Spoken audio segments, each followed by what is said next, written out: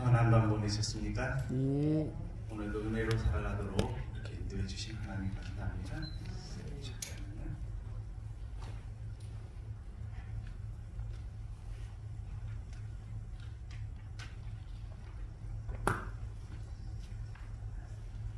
먼저 하나님의 거룩한 말씀 펼치도록 하겠습니다. 고린도후서 13장 5절에 있는 말씀입니다. 너희가 믿음에 있는가? 너희 자신을 시험하고 너희 자신을 확증하라. 예수 그리스도께서 너희 안에 계신 줄을 너희가 스스로 알지 못하느냐? 그렇지 않으면 너희가 버리운 자니라. 고린도후서 13장 5절에서 너희가 믿음에 있는가? 너희 자신을 시험하고 너희 자신을 확증하라. 그렇게 말씀을 하십니다. 오늘 제목이 예민함입니다. 예민함은 두 가지의 의미가 있는데요.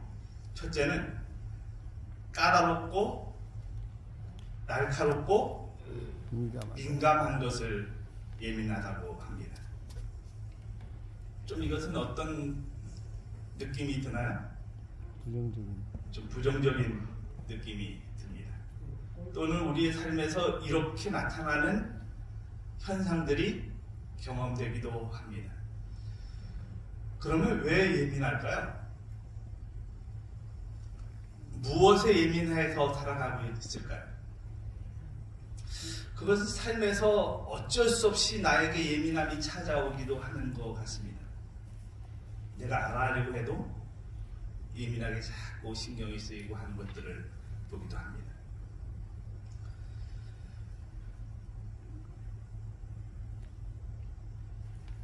이 까다롭고 날카롭고 민감한 마음을 갖는 것, 이런 것에 대해서 한 사람이 책을 썼습니다. 한 10,000명 정도의 데이터를 가지고 삼성 서울병원에서 근무하시는 분이 책을 썼는데 그 책이 매우 예민한 사람들을 위한 책, 이렇게 제목을 붙여서 지금 베트남이나 여러 곳에 번역돼서 출판되기도 하고 상당히 많은 책이 팔리기도 했습니다. 이번 책 가운데 이런 말이 있습니다. 50대 주부가 어느 날 자는 남편의 얼굴을 봤는데 어떻게 하고 싶어요? 한 대 때려주고 싶은 마음이 들었답니다. 동료들이 모두 자기 험담을 가능한 것처럼 그렇게 느껴지는 사람의 모습도 있었습니다. 그리고 남편이 직장에서 책임지기를 저질렀다는 말을 들은 뒤 숨이 안 쉬어지는 경험을 하는 것도 있었습니다. 그뿐이 아니라 또 직설적인 말투의 상사가 무서워졌고 마음의 풀밭이 다 쥐어뜯기는 것 같은 기분을 느끼는 직장인도 있었습니다. 그리고 손님들 표정과 말투가 다 떠오르고 잠드는데 2-3시간이 걸리는 40대 식당 주인도 있습니다. 또 일 마무리가 깔끔하지 못하고 고집이 세고 예민하다는 평가를 듣는 30대 직장인도 있습니다. 이런 분들의 이야기를 좀 나열을 하고 있습니다. 그런데요, 이분들에게 우울증이다 또는 뭐다 이렇게 설명을 하고 정신과 치료를 좀 받으라고 하면 다 어떤 반응을 보이는지 이분은 이야기합니다. 내가 왜 정신과 치료를 받아야 하느냐, 이렇게 반응하는 분들이 대다수라고 합니다. 정신과는 정신 이상만 받는 것이 아닌데 말이죠. 정신과에서는 어떤 이런 부분들을 신경성이거나 멀거나 정신적인 면에서 다루고 있지 않습니까? 그래서 그쪽을 권하기도 합니다. 대부분은 그렇게 인정하지 않고 나는 거기 갈 필요 없다, 완강하게 거절하는 분이 대다수라고 합니다. 이분의 책에 이런 표현이 있습니다. 과거로 자꾸만 거슬러 올라가 생각이 꼬리에 꼬리를 물지 않도록 예민한 사람에게 현재에만 집중하도록 유도한다. 그것이 이분이 처방을 내리는 한 부분이었습니다. 사람의 생각이 자꾸 어디에 머무르지 않게 과거에 거슬러 올라가서 거기에 생각이 머물지 않도록 지금 시점에 현재 예를 들면 이곳에 계신 분들 중에 이제 질병으로 인해서 우울증이 오신 분들도 있을 수 있죠. 근데 지금 그것은 이제 과거적인 어떤 진단이 내려진 것인데 지금 이 순간은 에덴에 와서 어떤 생활을 살아갑니까? 그 회복을 위한 또는 나의 삶의 방향의 전환을 위한 그런 시간들을 보내고 있어요. 그럼 어디에 전념하라고요? 현대 이 시간에, 그죠? 그 다음에 또 이런 말을 합니다. 타인의 시선과 평가, 눈빛, 태도에 신경을 많이 쓰는 사람들도 없을 텐데 저자는 타인의 표정과 태도는 상대의 그날 기분이 컨디션에 따라 달라지므로 얼굴이 찡그는 것이 나를 싫어한다는 의미가 아니라 그는 오늘 컨디션이 안 좋은 거구나 하고 넘어가도록 유도한다. 그러니까 타인의 그 어떤 시선에 신경을 쓰는 경우들이 있죠. 근데 딱 신경을 쓰면서 어떤 분이 이런 말을 했어요. 어떤 집사님이 자기를 이렇게 보는데 별로 이렇게 인사도 않고 그냥 지나쳐서 가셔서 저분이 아무래도 나를 좀 이상하게 여기는가 보다 그런 생각이 들었다고 이야기하더라고요. 우리 에덴에서. 근데 제가 이렇게 그분을 보니까 그분이 뭐 그런 것은 전혀 보이지는 않는데 조금 이렇게 그렇게 느끼게 행동하는 면은 있는 것 같아요. 그래서 아닌 것 같다고 제가 이렇게 이야기를 했던 적이 있습니다. 또 어떤 사람을 보면서 저분이 평소와 다르게 나한테 대하는 게 좀 틀리다 이렇게 느끼는 경우들이 꽤 있습니다. 이것은 이제 예민함의 한 시작 부분이기도 하고 또 예민함을 경험하는 사람들의 모습이기도 합니다. 근데 이런 때 내가 그런 생각이 들 때 뭐로 바꾸라고요? 저분이 오늘 무슨 일이 있는 모양이다. 또 컨디션이 안 좋은 모양이다. 이렇게 좀 넘기는 것도 필요하다는 것입니다. 자꾸 그분의 성격이 뭐 어땠느니 그분이 오늘 나를 별로 안 좋게 보느니 이렇게 자꾸 생각하지 말고 좀 전환시키라고 하는 것입니다. 그 다음에 이제 또 한 가지는 평소 몸의 긴장과 근육의 긴장을 풀고 이완시키는 것만으로도 신체 증상의 상당 부분이 없어지는 것을 이 저자는 권하고 있습니다. 그러니까 우리가 평소 이렇게 긴장되어 있고 근육이 긴장되어 있는 것들을 좀 풀어주고 이완시키는 어떤 노력을 하는 것들도 필요하다는 것입니다.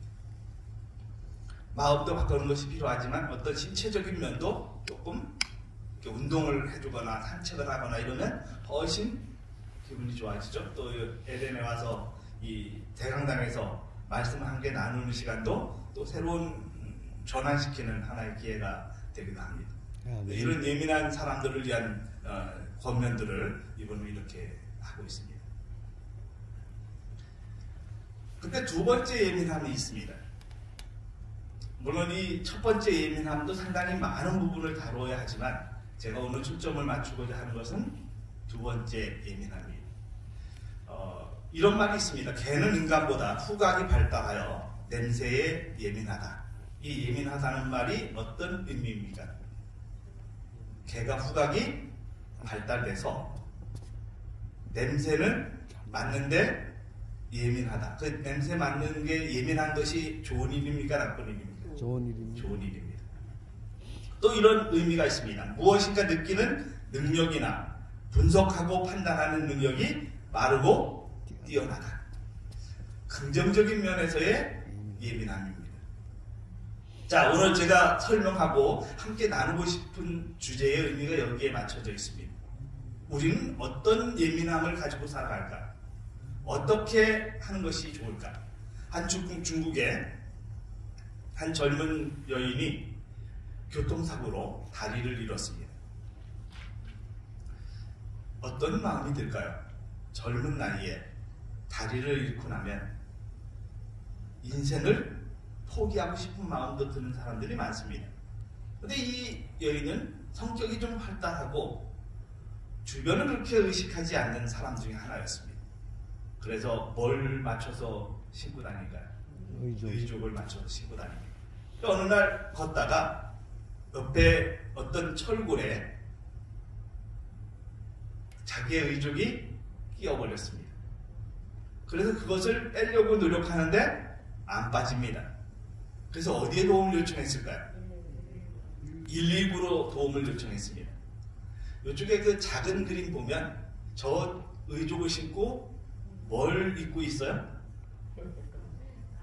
짧은 치마를 입고 있습니다. 그렇게 뭐 그런 어떤 자신의 모습을 너무 감추거나 막 이렇게 노력하지 않는 그런 좀 활달한 성격의 소유자였습니다.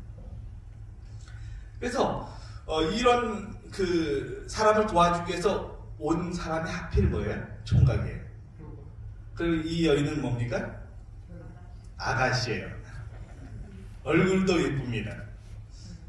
그래서 둘이 이렇게 좀 끼어 있는 것을 빼주고 하다가 뭐가 시작됐을까요? 사랑이 시작됐습니다. 그래서 결혼했을까요? 안 했을까요? 결혼했답니다. 우리 인생에는 우리 자신이 감추고 싶은 것들이 꽤 있습니다. 그리고 노출하고 싶지 않은 것들이 있을 수 있습니다.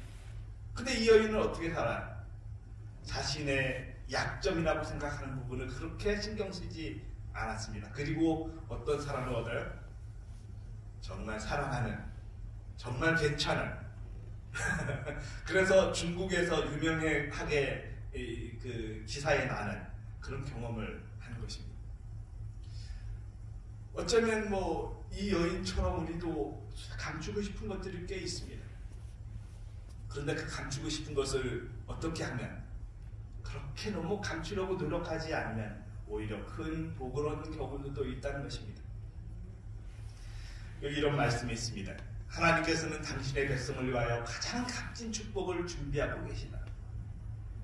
하나님께서 누구를 위해서요? 당신의 백성이 누구죠? 저만입니까?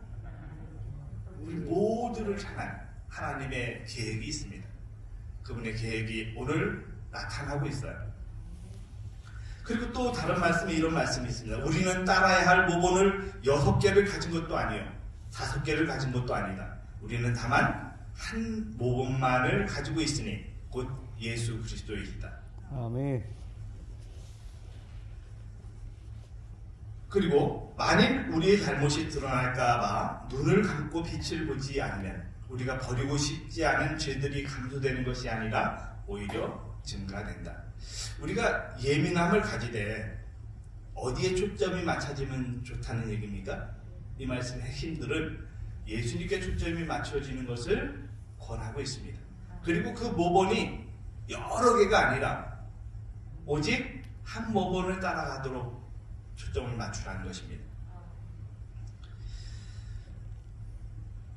여러분, 이 그림이 무엇이 보이십니까?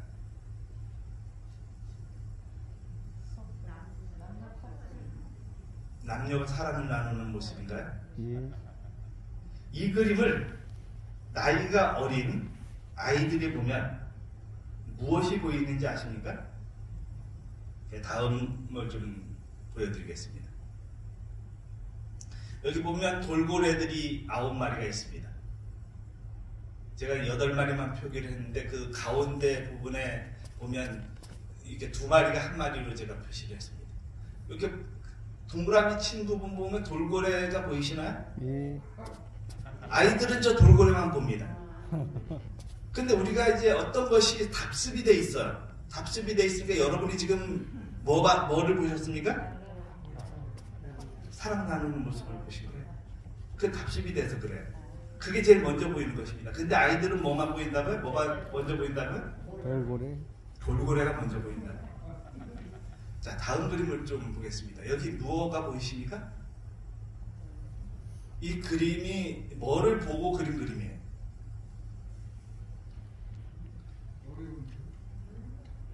여기 제가 이렇게 좀 동그라미 친 부분을 보면 소가 보이시나요? 예. 소를 그린 그림이에요. 소가 안 보이는 분도 있을 수 있습니다. 소가 안 보이세요? 자세히 보시면 소가 보입니다. 예, 여기 보면 눈이 보이고 검은 부분은 귀고요. 그 다음에 밑에는 이 코 있는 부분이 검은 부분이 이렇게 있습니다. 이게 자세히 보면 소입니다. 다른 그림을 보시죠. 이것은 아시는 분들은 보입니다. 근데 모르시는 분들은 이 그림도 안 보입니다. 자, 이 그림은 예수님 그림입니다. 제가 이렇게 쳐놓은 부분에 보시니까 예수님이 보이십니까? 안 보이시는 분도 있어요. 우리가 정말 살아가면서 예수님께 예민해 있으면 저게 보이는 것입니다. 안 보인다고 문제가 되진 않아요. 그러나 보일 수가 있습니다. 아마 안 보이시는 분은 이제 고민 좀 하셔야 될 것 같습니다. 저런 그림이 어디에 걸려 있으면 저거는 그냥 이게 아니라 예수님 그림입니다. 그런데 저 그림에 사연이 있습니다. 한 사람이 말을 타고 가다가 마음속에 자꾸 음성이 들립니다. 사진을 찍어라, 사진을 찍어라. 이 사진사였습니다. 그래서 보니까 뭐 사진 찍을 만한 것이 없어요. 근데 그게 이제 눈이 막 녹기 시작하고 이런 상황이 있었습니다. 근데 거기에다가 뭘 하라고요? 그 눈을 녹는 모습을 찍으라는 것입니다. 마음속에 자꾸 음성이 들려와요. 그래서 사진을 찍었습니다. 근데 그게 나온 게 이 그림이에요. 이 사진입니다, 이게. 근데 아직 안 보이는 분이 계신 것 같아요, 제가 볼 때. 근데 자세히 보면 나중에 이렇게 보다는 어느 날 갑자기 저는 저게 안 보이는 것입니다. 처음에 어떤 분이 저게 예수님이라고 하는데 도대체 보이지 않는 거예요. 어느 날 제가 그걸 이제 프린트해서 이따가 꼭 던졌어요. 도대체 보이지도 않고. 근데 이게 거꾸로 딱 떨어졌어요. 거꾸로 떨어졌는데 갑자기 보이더라고요. 그 다음부터는 안 보이지 않습니다. 보입니다. 이제 안 보인다고 걱정하시지 말고요. 아무튼 이 사진은 예수님의 형상이 좀 보인다 하는 것만을 좀 보시면 좋을 것 같습니다. 그런데요, 우리가 살아가면서 이사야 30장 21절에 이런 말씀이 있습니다.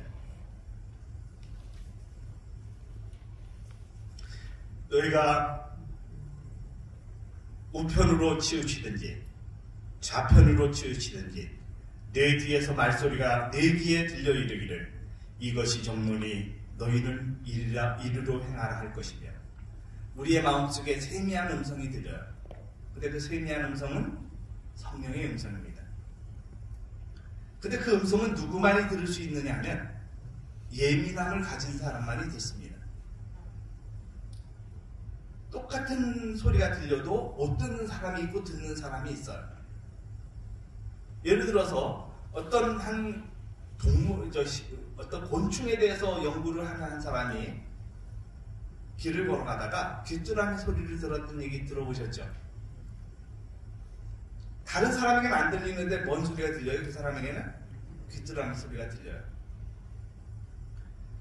우리가 뭐에 예민하면, 예수님의 예민하면, 그분의 이렇게 향한 마음이 뛰어나고 좀 특별하면 우리의 귀에 뭐가 들려요? 성령의 음성이 들려요. 그래서 어디로 행하라고요? 우리가 무엇인가 선택해야 할 때 이게 정로야, 이리로 가라는 음성이 들리는 것입니다. 내가 어떤 선택을 하게 될 때, 특별한 어떤 경우를 만날 때, 그때 하나님의 쪽을 선택할 수 있도록 내게 마음의 음성이 들리는 것입니다. 어떤 사람에게? 예민한 사람에게. 그래서 우리는 정말 긍정적인 면에서의 예민함을 가질 필요가 있습니다. 특별히 쓸데없다고 하는 것은 안 되지만 우리가 살아가면서 정말 어떤 경우에 예민해서 저 사람이 나를 어떻게 생각하네, 내가 또 어떻게 보일까 걱정하면서 그렇게 살아가는 어떤 순간들이 있지만 그런 것은 자꾸 어떻게 변화시키고요? 그렇게 생각이 들지 않도록 자꾸 변화시키고, 그리고 우리의 마음속에 예민함을 가져서 그 예민함이 예수님께 집중되도록 하는 것은 굉장히 중요한 선택이라고 말씀해 주십니다. 여기 이런 말씀이 있습니다. 원수는 심지어 그들의 신앙 활동에까지 침투하고자 노력할 것이다. 이기심과 교만이 그대들의 사업에 혼합되지 않도록 모든 통로를 성실하게 지켜야 할 필요가 있을 것이다. 만일 자아가 그 정과 욕심과 함께 진정으로 십자가에 못 박혀 버리면 그 열매는 하나님의 영광을 나타내는 좋은 업적으로 나타날 것이다. 언행이 일치되고 균형이 잘 잡힌 그리스도인이 되라. 이게 어떤 사람들이 가능한 일이에요? 예민한 사람들이 가능한 일이에요. 예민하면 어디에 어떤 쪽에서 예민하면 긍정적인 면에서 예민하면 우리의 마음이 언행이 일치되고 균형이 잡힌 그리스도인이 될 수 있습니다. 그래서 오늘 우리의 삶에서 자꾸 이렇게 뭔가 유혹이 있습니다. 대충 해. 또 교만하려고 하면 너 그렇게 무시를 받으면서 그렇게 그냥 지나간다고? 한번 받아. 뭐 이렇게 하면서 우리의 마음속에 자꾸 뭐가 생겨요? 유혹의 씨앗들이 생깁니다. 하지만 그럴 때 주님께로 향한 예민함으로 우리가 그런 것들을 이겨나가는 것은 우리가 가진 또 하나의 행복입니다. 아멘.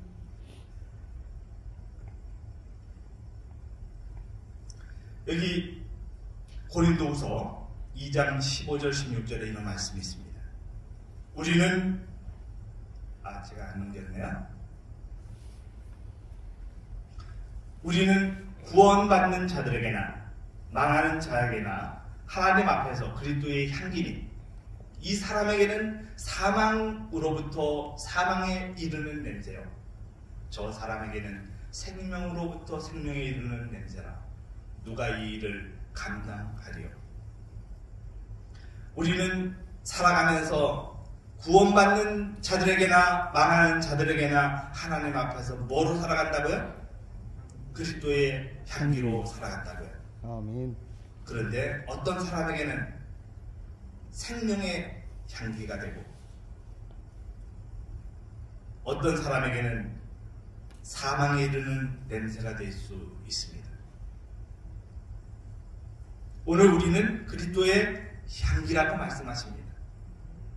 그 향기는 나의 삶에서 나오는 참된 예민함에서 나오는 냄새입니다. 그 냄새는 다른 사람을 이롭게 하는 냄새요. 그래서 향기라고 말씀해 주십니다. 향기라. 냄새와 향기는 다르죠? 예. 사망에 이르는 것은 뭐라 그래요? 냄새라고요. 그런데 생명에서 생명에 이르는 것은 향기라고요. 오늘 어떤 향기를 전하고 계십니까? 내 삶에서 조용히 들려오는 음성에 귀 기울이는 사람. 그래서 행동이 반듯하게 나오는 아름다운 그리스도인의 삶을 살아가는 향기 같은 사람. 그것이 오늘 우리에게 주어진 축복입니다. 여기 에베소서에 이런 말씀이 있습니다. 4장 31절에 너희는 모든 악독과 노함과 분냄과 떠드는 것과 비방하는 것을 모든 악의와 함께 버리고. 이것은 뭐예요? 첫 번째 예민함입니다. 첫 번째 예민함이 악함과 독함과 노함과 뭐 이런 분냄과 이런 것들이에요. 근데 4장 32절에는 뭘 얘기하고 있어요? 두 번째 예민함을 얘기하고 있습니다. 서로 친절하게 하며 불쌍히 여기며 서로 용서하기를 하나님이 그리스도 안에서 누구를요? 나를 용서하신 것 같이 하라라고 말씀하십니다. 용서가 안 되시나요? 용서하기가 힘드나요? 근데 오늘 주님은 우리에게 두 번째 예민함에 대한 아름다운 지침을 주십니다. 뭐하게 하라고요? 서로 친절하게 하며 불쌍히 여기는 마음을 가지고 용서하는 삶을 살아가라고요. 근데 나를 용서하신 예수님처럼 용서하라고요. 내가 이미 용서를 받았습니다. 그 용서를 경험하지 못하면 용서할 수가 없습니다. 여기 이런 말씀이 있습니다. 인내와 이타심은 그리스도 안에서 새 생애를 사는 모든 사람의 말과 행동의 특징이 된다. 그대들이 그리스도의 생애를 살고자 애쓰고 자아와 이기심을 정복하고 다른 사람들의 필요에 따라 봉사하고자 노력할 때 그대들은 승리에서 승리를 거듭하게 될 것이다. 그리하여 그대들의 가마력은 세상을 복되게 할 것이다. 남녀들이 그리스도를 그들의 조력자로 모시게 되면 그들은 하나님의 이상에 도달할 수 있다. 오늘 주님 안에서의 예민함이 우리를 변화시키는 능력이 되기를 간절히 바랍니다. 아멘. 그래서 아름다운 삶을 살아가는 축복된 삶이 주님으로부터 이르러 오는, 그래서 정말 긍정적인 면에서의 예민함으로 오늘도 승리하시는 여러분의 삶과 제가 되기를 간절히 바라면서 말씀을 줄이겠습니다. 기도하겠습니다. 아멘. 살아계신 저희들의 아버지, 혹 우리가 살아가면서 주변을 너무 신경 써서 그리고 다른 사람이 하는 행동 때문에 마음 상해하고 또 나를 이상하게 생각한다고 하는 마음을 갖게 되는 그런 예민함으로 오늘 우리가 살아가지 않도록 도와주시고 하나님의 말씀을 귀 기울이고 그분의 세미한 음성을 들을 수 있는, 그리고 그렇게 살아감으로 인해서 우리의 삶에 변화가 이르러오는 축복된 예민함으로 오늘 우리가 승리하도록 인도해 주시옵소서. 그렇게 도와주실 귀하신 예수님 이름으로 간절히 기도드립니다. 아멘.